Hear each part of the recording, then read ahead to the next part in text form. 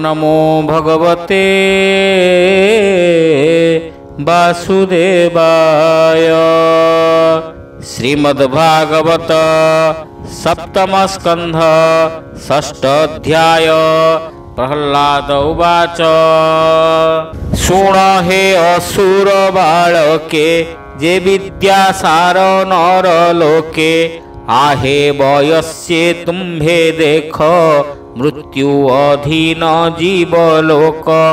माया क्रीडारे भोल होई तुम्भर देहे ज्ञान नाही बाळु तजुबा वृद्ध देही केबे हे मृत्यु न तरई ए भावे चित्ते जे चिंतन्ति अन्ते से कैवल्य भुंजन्ति जेबे अशेष ग्रंथ पढ़ी आत्मार गति पथ हुड़ी पर अपर बोली चिंती से मृत्यु मुखे संचरंती जे गुरु कहे धर्म शास्त्र अर्थ को बुझाई अनर्थ अज्ञान निंदित वचने न घटे शास्त्र अनुमाने से गुरु वाक्य कार्य किस निष्फल तार उपदेश। हरि हरि बोल। आत्मा शरीर उद्धारणे न कहे अज्ञान कारणे एणु ए आत्मज्ञानी जेते यत्न करन्ति आत्महिते एणु अज्ञानी वचन न माने आत्मज्ञानी जन। अज्ञानी अज्ञान देखाए अंध को अंध जेन्हे बाहे ज्ञानीर शत्रु मित्र नाही नित्य उदासी पणे थाई जंतुर कर्मर आयते संपद विपद जुगते ए माया मय गृहवासे प्राणी जंत्रित मोह पासे मनर चरणे सांकोली एणु न पारे प्राणी चली ए माया बंध जावचने तुटई ज्ञान अनुमाने से गुरु वचन प्रमाणी तेवे संसारु तरे प्राणी व्यर्थे क्रीड़ा नित्य चिंती आयुष क्षय न जानती हेमंते असुरं को चाही से प्रहलाद दया बही। हरि हरि बोल। कहई भागवत धर्म जेणे तुटई भव भ्रम एवंते दैत्य शिशु आगे पुण कहंती अनुरागे शुण बालक मो वचन संसारे जेवा बुध जन कुमार कालू भक्ति भरे शरीर अनित्य विचारे मनुष्य शरीर दुर्लभ एणु गोविंदे कर भाव जे हरि सर्वजीव देहे आत्मा सुहृद प्रिय प्राय बसई ईश्वर स्वभावे एणु भजीव आत्मा लाभे ए सुख दुख भोग लाभे कर्मर बळे ताहा लभे एणु न करी प्रति आस निरते होइब संतोष देख आयुष ए शरीरे छिद्र घटर प्राय झरे एणु मुकुंद पाद जुगे निरते भज मन जोगे मरण नित्य सन्निहित ता मुखे न पड़ जावत जावत सुस्थ ए शरीर वृद्ध अवस्था अच्छी दूर जावत ए दुर्लभ देहे इंद्रिय शक्ति नष्ट नोहे जावत जीव रहे देहे कालर बळे क्षय नोहे तावत आत्मा निस्तारणे যত্ন করিব অনুক্ষণে, তেবে আত্মার হিত করে দুর্লভ মানব শরীরে। ଏ ଜ୍ଞାନ ନ ବୁଝି ଯେ ହେଳେ ବୋଲେ ସାଧିବି ବୃଦ୍ଧ କାଳେ ଗୃହେ ଲାଗିଲେ ଅଗ୍ନି ଜେହ୍ନେ ଉଦ୍ୟମ କୂପର ଖନନେ ଏମନ୍ତ ଅଜ୍ଞାନୀଙ୍କ ମତି କେବେ ହେଁ ସୁଖ ନ ଲଭନ୍ତି ସ୍ୱଭାବେ ଅଳପ ଆୟୁଷ ଜୀବର ସତେକ ବରଷ ଯେବେ ଅଜ୍ଞାନ ପଣେ ଥାଇ ତାହାର ଅର୍ଥେ ନାଶ ଯାଇ ସ୍ୱଭାବେ ରାତ୍ରେ ନିଦ୍ରା କାଳେ ଅର୍ଦ୍ଧ ଆୟୁଷ ଯାଇ ହେଳେ ବାଳକ ପୌଗଣ୍ଡ କୈଶୋରେ ବିଂଶ ବରଷ ତହୁଁ ହରେ କାଳର ସ୍ୱଭାବ ଏମନ୍ତ କ୍ରୀଡ଼ା ବିନୋଦେ କରେ ଗ୍ରସ୍ତ ପୁଣ ବିଂଶତି ବୃଦ୍ଧେ ଯାଇ ବଞ୍ଚଇ ଅସମର୍ଥ ହୋଇ ଅପରେ ଯେ ଅବାର ହୋଇ ତା ଗୃହ ବନ୍ଧେ ପାଶୋରଇ ଗୃହ ବନ୍ଧନେ ବନ୍ଦୀ ହୋଇ ଆତ୍ମା ଉଦ୍ଧରି ନ ପାରଇ ଅତି ଯନ୍ତ୍ରିତ ସ୍ନେହ ପାଶେ ଦୁର୍ଜୟ ଇନ୍ଦ୍ରିୟ ଲାଳସେ ଅର୍ଥ ଅର୍ଜନେ ଅବିରତେ ଲୋଭ ବଢ଼ଇ ତାର ଚିତେ ପ୍ରାଣୁ ଅଧିକ ସ୍ନେହ করে সে তৃষ্ণা কে বা তেজি পারে। হরি হরি বল। যে ধন অর্থে বিকে প্রাণ তাহার কাহি পরিত্রাণ তস্কর পণে চোরি করে সেবা করই যাই পরে বইতে বসি বণিজরে অগাধ সিন্ধু লোভে তরে নিরতে গৃহ বন্ধে বঞ্চে যক্ষর প্রায় ধন সঞ্চে একান্ত কামিনীর মেলে ক্রীড়া করই কাম ভোলে পত্নীর বাক্য অনুক্ষণে গুরুঙ্ক মন্ত্র প্রায় মণে বন্ধু বান্ধব বন্ধনরে বালক স্নেহে মনহরে স্নেহ মমতা অবিরতে চিন্তই অনুরাগ চিতে ঘরু বাহার হই যেবে প্রবাস করই স্বভাবে তহি জীবনে সুস্থ নাহি ভালই গৃহে মন দেই পুত্র দুহিতা স্নেহ চিত্তে মনোজ্ঞ পত্নী ভাব চিন্তে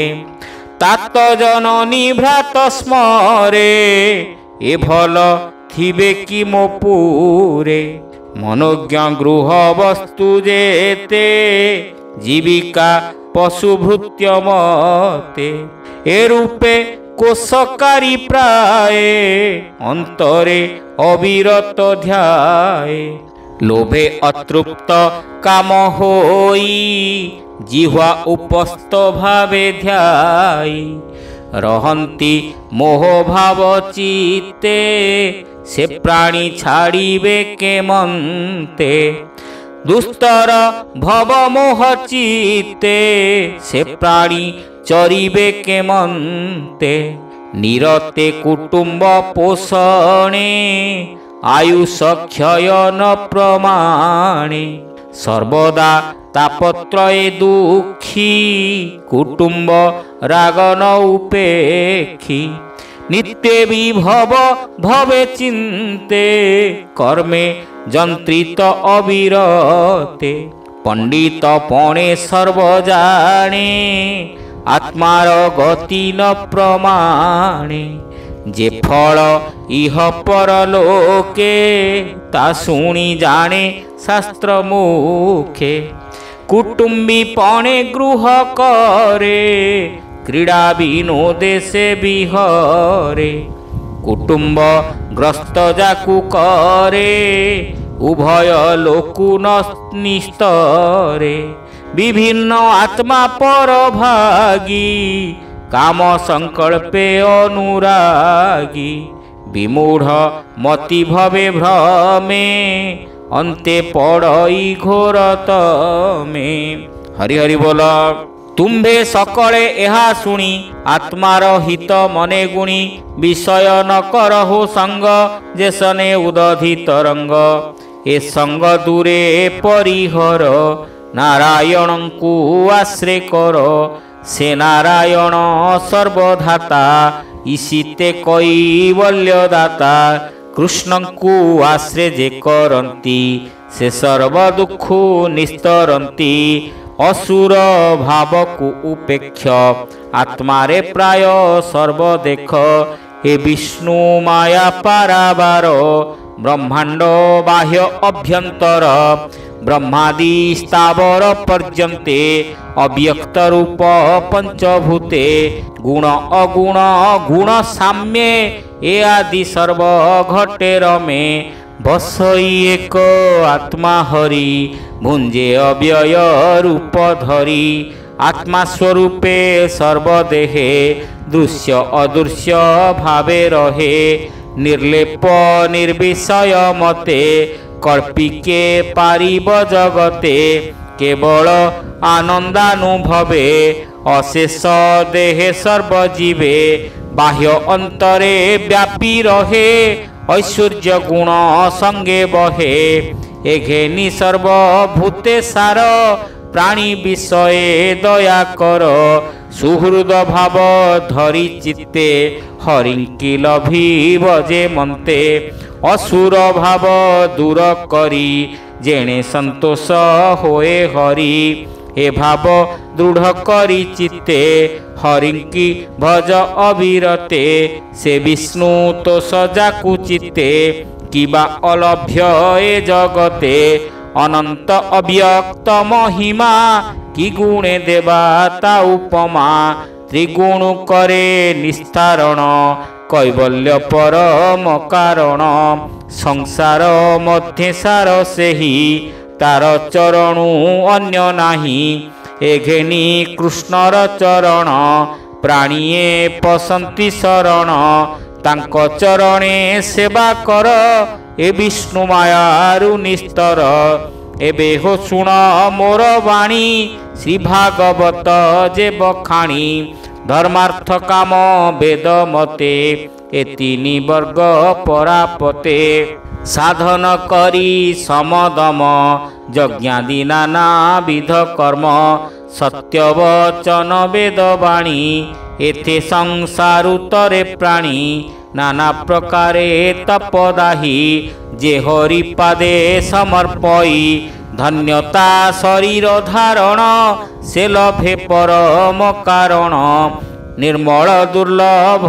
ज्ञान निगम सार अनुपम नारद मुनिंकग्रते सुपुण्यवदरिका तीर्थे तप आचरी अनुक्षण अछंती नर नारायण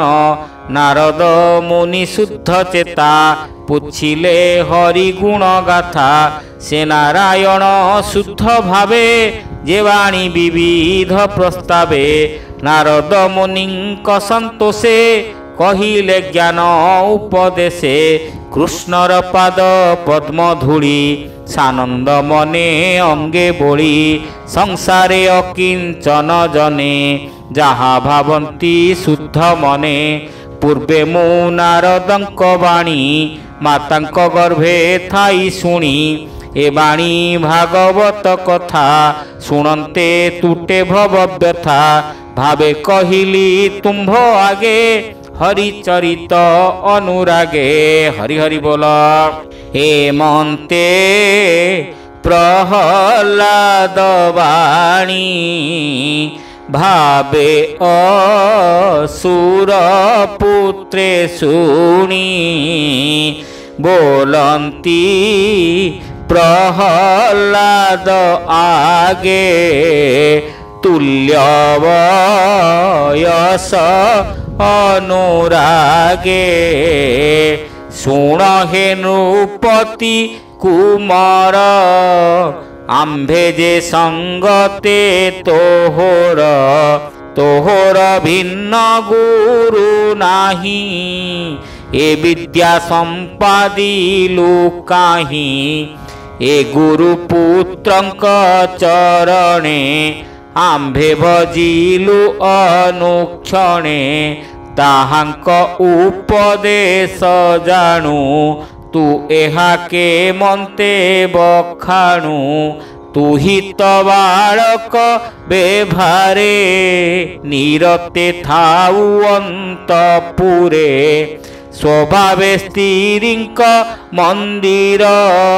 देवदानवे अगोचर तही भितरे थाउ तुही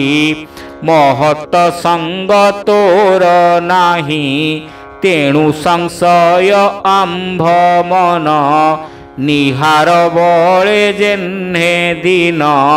तोहर पादे नमस्कार संशय छेद तू आंभर एमंते असुर बालके तार समीपे एके एके चरण धरी पचारिले विश्वास वाक्ये प्रबोधिले एमंत भागवत वाणी शुणी संसारुतर प्राणी सप्तम स्कंधे भागवत